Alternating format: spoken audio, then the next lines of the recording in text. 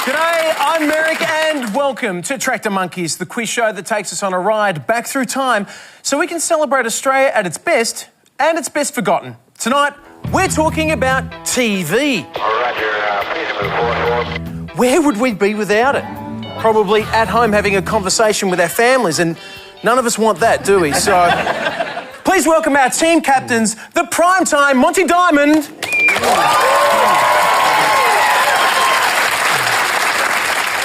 And the not-for-transmission Dave O'Neill. On Monty's team tonight, one of Australia's most gifted physical comedians. He put the slap in slapstick and the prat in pratfall. It's Frank Woodley. Star of TV, radio and sequin underwear shops all over the country. It's the fabulous Adam Richard. And on Dave's team, a comedian whose hair is in high definition, even if your TV set isn't. It's the very funny Sarah Kendall. I'm clapping myself. Director, writer and star of the movies Don's Party, The Odd Angry Shot and Alvin Purple, it's Graham Blundell. What was the first television show that you became obsessed with? Oh, that's not a question. There's no point to that, just more conversational or something. Oh, Doctor Who. Correct! Yes. Humphrey B. Bear, used to love it. Went and saw him live in a tent. I don't know where he was performing in a tent, and my brother and I poked through into his dressing room, which was another tent, and he had his head off and he was smoking. That's almost as bad. I heard this is a true story. It happened at Ballarat Theatre, the guy was telling me, because I always thought Humphrey B. Bear was mute. Did other people think Humphrey was mute? Yeah. Apparently, at the Ballarat Theatre, he was doing a live show and he fell off the front of the stage and he was heard to go, Jesus Christ! So, turns out he was just shy. That's true. My first show that I became obsessed with was Vidiot. It was like a pop culture quiz and I would race home to play this show against my mates. But what upset me so much was Eden Gahar, so much so I wrote him a hate letter. What? Why did you hate Eden Gahar? I don't know. And he was with Georgie Parker at the time. I'm like, what is Georgie doing with him? He would have just got that letter and just gone, Graham, the first show that on television that you really kind of just gelled with? Was in Melbourne Tonight, of course, for me. Graham Kennedy, all of us little kids identified completely with Graham because he was just like us. He wasn't that much older. And he kind of taught us about television. He externalised all the mechanics of television in that era.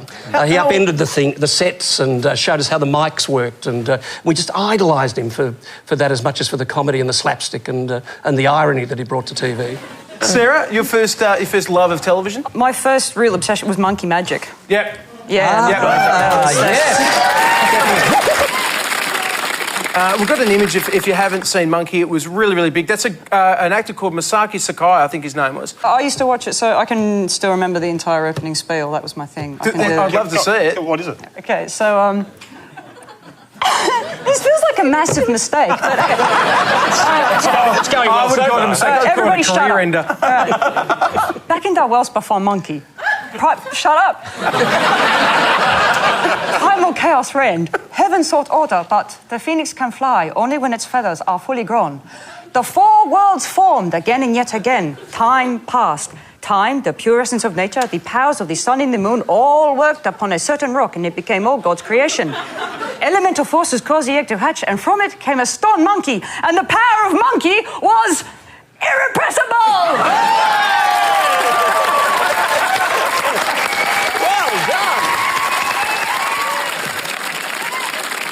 Okay, guys, let's get into our first round. Hands on your buzzers.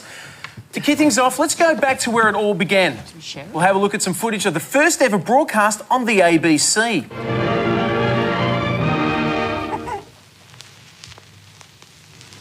Hello there, and good evening, ladies and gentlemen, and children. My name is Michael Charlton, and I'm your host here tonight. I'm here to welcome you and show you around and let you meet a few of the people who are going to make this service tick. John West is waiting in the Telecine room over at Gore Hill to show it to us, so we're coming to you, Telecine. Well, this is the machine, all of it, and here's the man who runs it, Don Crowder. Good evening, everybody. The film you see goes in here. Don has just finished adjusting it, and on the piece of film which he set it up, there are two items. Roll Telecine. Where's the sound? Right, what happened here? No sound. Inner setup, as I was saying, is complicated. In this opening night program of ours, there are bound to be a few little moments of panic and tension. We're having one right now.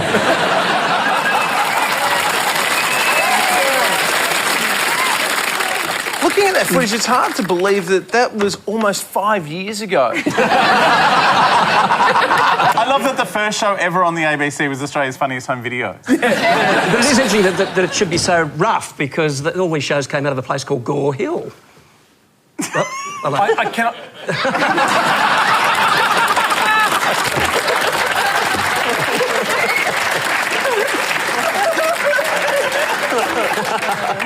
Could not even think what he was going to be doing there. No, let's get into our first question, shall we? Yep. Which well-known TV symbol is technically an example of the Lissajous curve?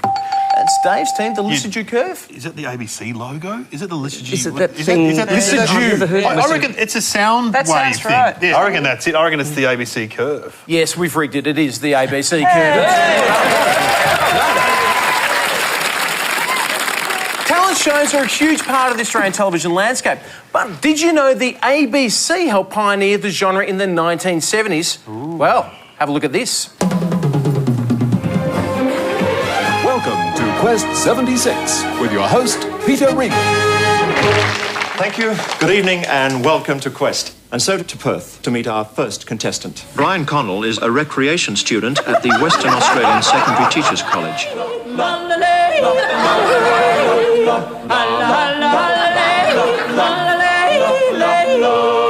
Wayne Miller began studying the organ in 1972. He attends Palm Beach Currumbin High School in Queensland.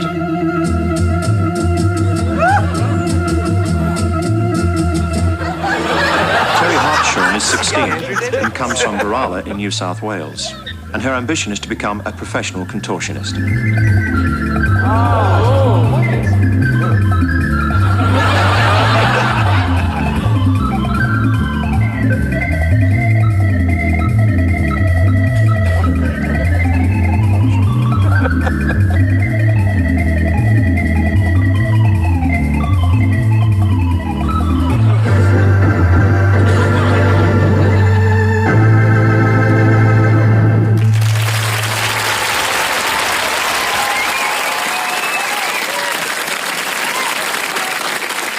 We've just ruined that kid's life. I know. You realise that? No, He'd be like a 50-year-old man now. That kid looks like a marionette that's been brought to life by a gypsy curse.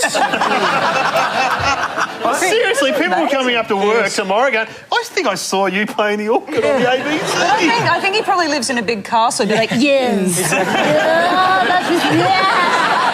As well as the fantastic acts that we saw there on Quest 76, there's another clip that I'd like to show you of another performance. Let's have a look at this. We'll go back to Quest 76.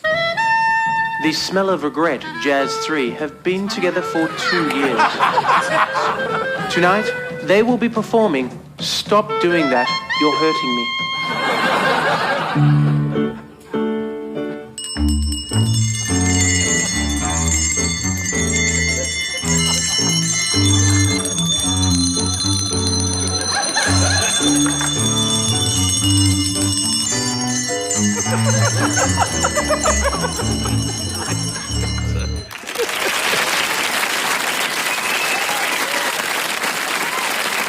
I think the guy with the glasses on the right who looked like Dave... Had bigger boobs than me. I went on Bert Newton's New Faces as a comedian. You Did you did it. win? Did you win? I didn't win. I got beaten by a girl on roller skates, but... A girl on roller skates was funnier than your material? No, she sang how much is that doggy in the window.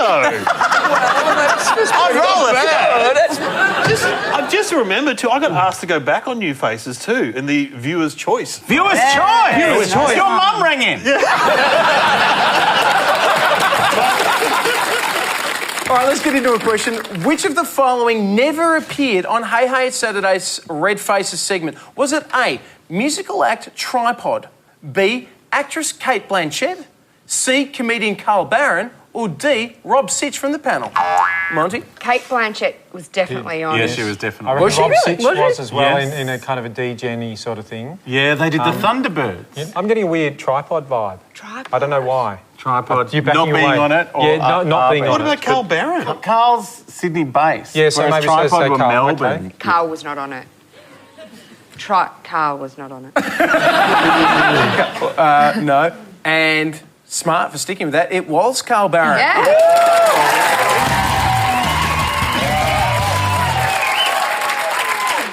A lot of people worry these days that kids have too much screen time.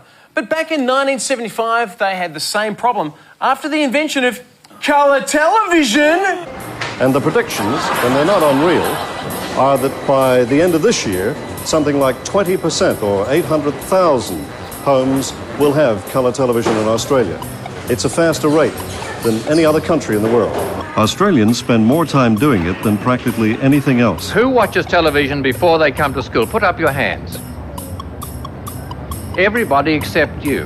In homes across Australia, food, sex and reading come a poor second or third, depending on your priorities, to TV watching. Well, I think it's got a very soporific effect on the children. On average, people are spending around 1,500 hours a year tuned to their television. But the people with colour TV sets are spending 1,860 hours a year, or 5 hours a day, watching. I mean, would it matter terribly to you if the television broke down and you couldn't see it of a morning? Yes, it would. You got so used to it. Yes, that's why I got my glasses. Let's go to a question about colour television. Which were the first Olympics to be televised in colour in Australia? Yes, Monty's team. I'm just going to say Moscow because I've got this vivid image. It might have been the one before that. Well, get But right. I mean, Moscow was 1980. Oh, And we got too colour late. TV Sorry, in it's just because I've got a very colourful image of that big bear face with all the pizza No, it pieces would have of been card the coming Canadian. Okay, sorry. Because when did colour television come in? What year was it? 76, 75? So it's the 76 Olympics, All which right. was in... In 76. I don't know. But you Montreal. Montreal Olympics! I genuinely don't remember having a black and white television. We just had How colour. rich were your parents? Well, this is the thing, is that I thought that only poor people had black and white television. It's true. But you've got to remember that we were lucky to have any television. Yeah, absolutely. Because no one wanted television in this country. The churches didn't want it, the unions didn't want it, Actors' Equity didn't want television. And we were one of the last countries in the world to actually get television. And there was a huge outcry for this reason. There was actually a very famous telegram in that era sent to Prime Minister Menzies saying, we're one of the last countries that we fought against in the war now have television, we don't. And in fact, Menzies himself was very much against television because apparently when he was in the States, he was interviewed on one of the early Meet the Press programs and they researched the questions with him beforehand. Then, of course, the journalist asked totally different questions when he was live on air. So he never trusted television. And so he filibustered and made sure that we didn't get television until the very last moment. What a douchebag! All those shows you could have denied us of. It's a Knockout, The X Factor, Big Brother. He would have eaten his words if he saw all together now. I think I'm starting to regard television, because now you've got the iPad. Yeah. So sometimes I'll actually say to my daughter, stop playing the iPad and watch some television. I watch my iPhone with this eye and my iPad with that eye, and I lick the TV. Get it all happening. Some of the unsung heroes of television are stuntmen. But thankfully, ABC current affairs show This Day Tonight was on hand in 1968 to give them the respect they deserve.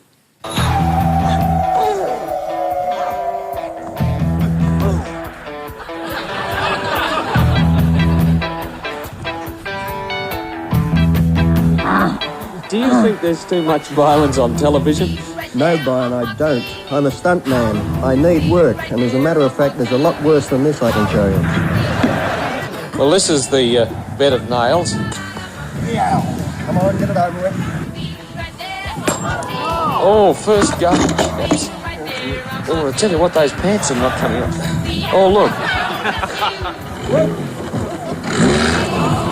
Oh, was that too bad? You're telling me. I was scared there for a moment, Brian. I nearly went across your neck. Don't I? Okay, kids, in those days, we used to call them stuntmen. Of course, nowadays, we just call them bogans with time on their hands. Question.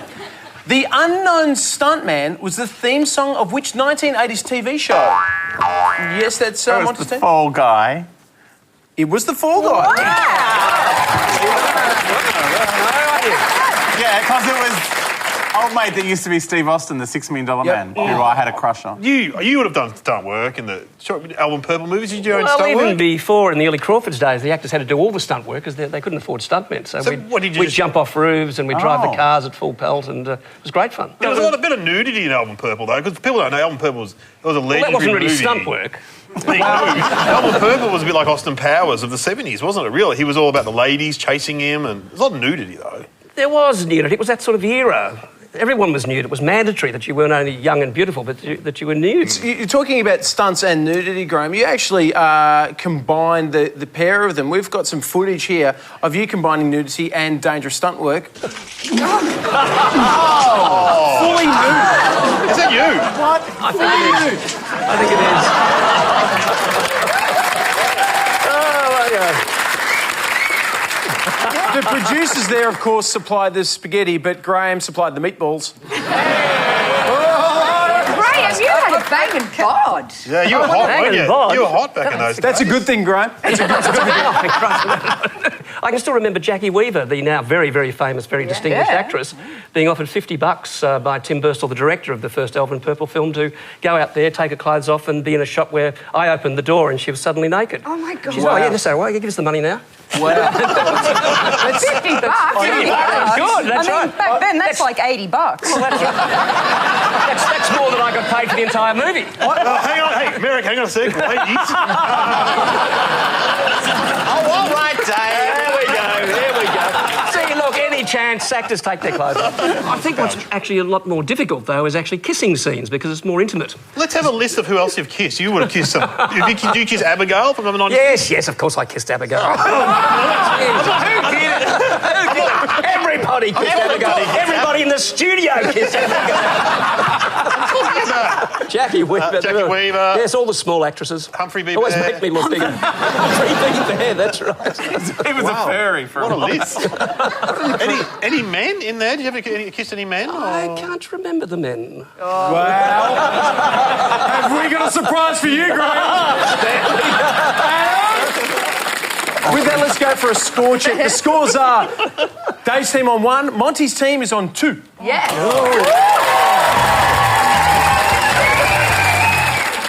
I'm now going to show you a close-up of some landmark moments in the world of TV. When I say the word, we'll start to pull out, so buzz in when you can identify the image. Oh, that looks like Loch Ness Monster. No, that's a sand. That's yes. It's the man on the moon. The moon landing. As an answer, you're saying the moon landing? Moon Yes. landing. And you'd be absolutely correct. Pull out and have a look at this. Well, you know, the moon landing was, like, for years in the Guinness Book of Records, Channel 9 had, like, the record for the longest broadcast because they broadcast the whole thing. From when it took off to when it landed, like, they just kept going. How long was it? Please tell me you can get that on DVD. That would just be outstanding. The great thing is as well, though, that they say, broke all these records, like 75% of the television audience watched the moon landing. But that does mean, that there's 25% of people went, I'm going to watch Gilligan's Island. For a bonus point now, true or false, Neil Armstrong and Buzz Aldrin were awarded gold Logies as part of the moon landing. I reckon they were. Pretty sure they were. I remember watching it. Dad turned the TV on. We lived in Canberra at the time. I remember watching it, and I reckon it was such a part of Australian TV that they were awarded. I don't know if they turned up to accept them. I don't know if they got their rockets But it's and the landed same here. it's the same sort of thing now, though, where Best New Talent is usually one of those Talent Quest people. Joel Madden. Yeah, Joel Madden. Joel Madden, Best New Talent. I would say yes. Yeah. Yes. Yeah. Absolutely correct. It is true. Well done. Get the points on that. My favourite part of the moon landing is when the guy, I think it's Neil Armstrong, when he realises, because he's never walked on the moon before. It's a very, very subtle thing where he realises he doesn't quite know how to do it. It's just beautiful. You should watch the footage again. He does this great thing where he starts off pretty confidently. So he's kind of going over towards the flag and he goes... And then he gets a bit out of control and goes, oh, shit. It's just beautiful. Australia has a great history of news reporters going the extra mile to get a story.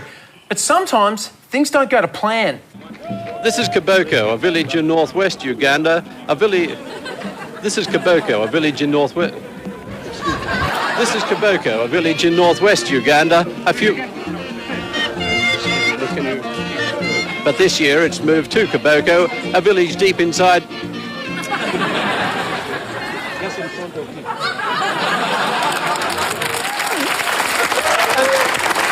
To be fair to him, though, Uganda's Got Talent is notoriously difficult to cover. Did the Pope walk past there? It looked like the Pope. Yeah, Even the Pope is crashing it. Pope photobombed. He's still there, that guy. Speaking of great reporters, here's a question. Who were the 3 original stars on 60 Minutes when it first went to air in 1979, Dave's team? George Negus. Michael Schulberger. Ian someone. Ian Leslie. Yeah, those 3, wasn't it? Don't you reckon those 3? Do you reckon? Final answer? Joel Madden. Will this help? George Negus. Yes. Michael Schulberger. Yes. Ian Leslie. You've, of course, forgotten Ray Martin! Schulberger was not part of that. It was Ian Leslie, Ray Martin, and, of course, the legendary George Negus as well. You know what they look like? Looks like a press photo for a cop show that's about to come on. And George Negus's moustache fights all the criminals.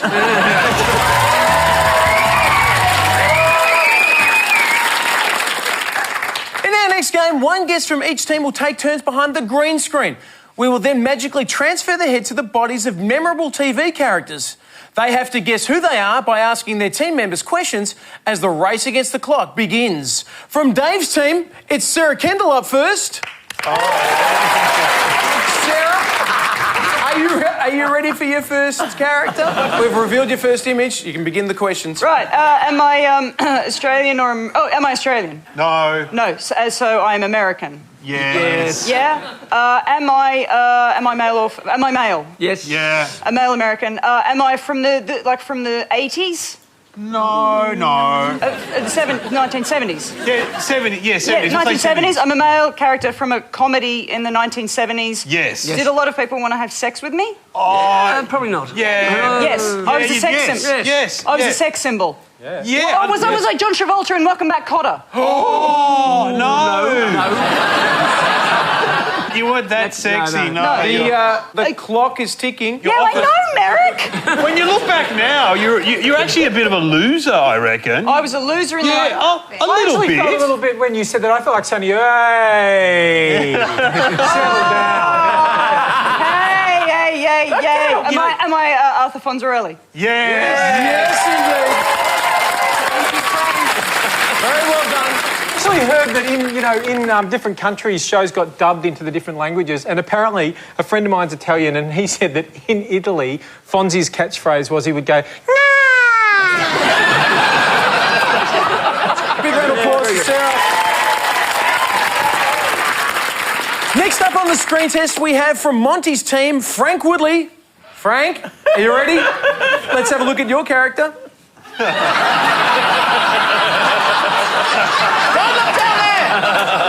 Don't look down.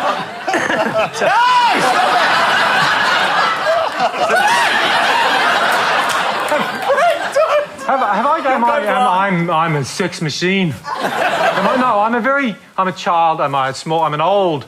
Am I old? No. Am I a human? About 86% human.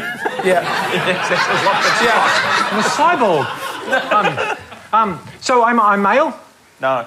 A female? Female. And I've got that down there. Stop looking at them! I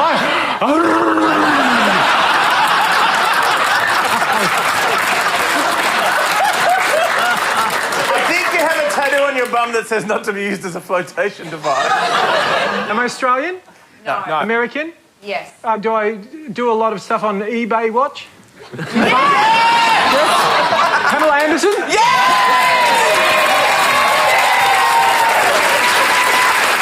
I'm gone.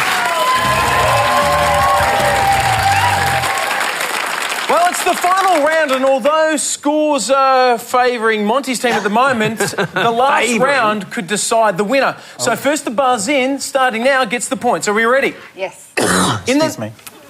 That's right. In the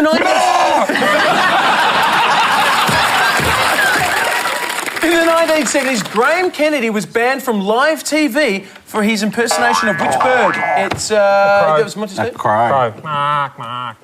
It was, in fact, the crow. Well done. And the funny thing is, if you were to do that on television now, it probably wouldn't even get bleeped. Like, for example...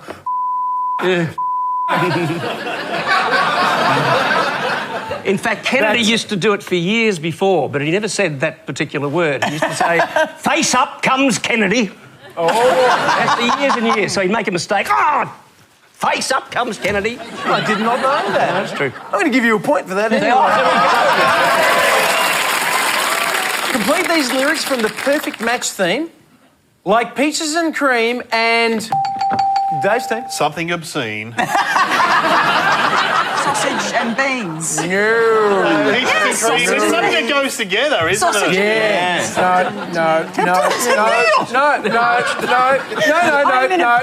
Oh, but peaches and cream and yellow and green. No. It's a coach and a team. Coach and a team. Oh, that is the worst lyric ever. Yeah, it is. I don't think it was going to be a good lyric. Next question. What was George Costanza's mother's name? George Costanza's mother's name. Mrs. Costanza. Is it Estelle? Estelle, I think you're right. Correct, it was Estelle. Last question.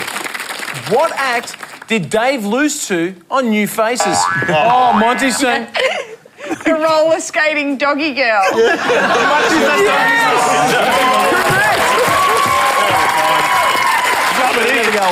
It's always embarrassing when you can't answer the question that is actually about your life. We lost to her again. That's the third time, Dave! The third time. So at the end of the quickfire round, the final scores are Dave's team on 6 points, Monty's team on 8.